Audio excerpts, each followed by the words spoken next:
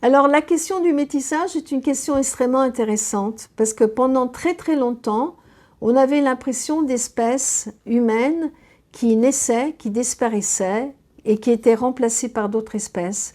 En réalité, on s'est rendu compte que c'est plus complexe que cela. Comme je l'ai évoqué, quand une espèce sort d'Afrique, elle ne va pas sur un terrain complètement vierge d'humains, mais elle rencontre d'autres humains. Et il est fort à parier que ces espèces nouvelles qui arrivent dans un continent, dans un nouveau territoire, se mélangent avec celles qui sont sur place.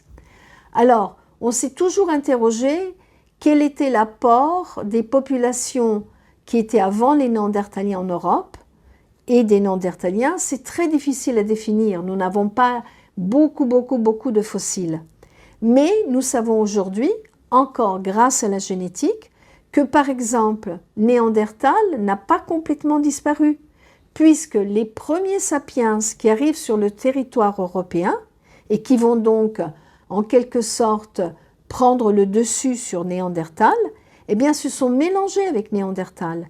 Et si nous avons dans nos gènes, nous sapiens, des gènes néandertaliens, c'est bien parce que il y a environ 40 000 ans, les Néandertaliens et les sapiens se sont mélangés. Et c'est la même chose pour Denisova.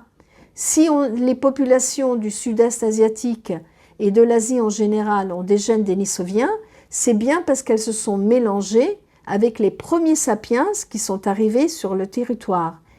Et on a une preuve aussi absolument magnifique de métissage dans la grotte de Denisova, encore une fois.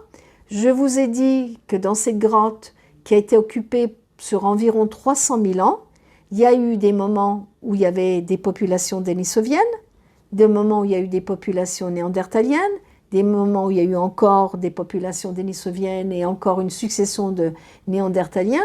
Et on s'est toujours demandé, mais ces populations qui vivaient côte à côte, puisqu'autour de Denisova, il y a des grottes qui sont peuplées par des néandertaliens, quel était le rapport?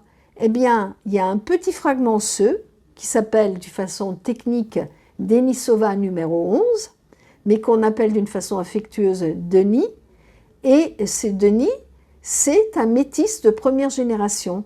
On sait, grâce à la génétique, que sa mère était néandertalienne et son père était dénisovien. Donc, on se rend compte qu'au cours de l'évolution, les humains se sont toujours déplacés, se sont toujours rencontrés, se sont toujours métissés.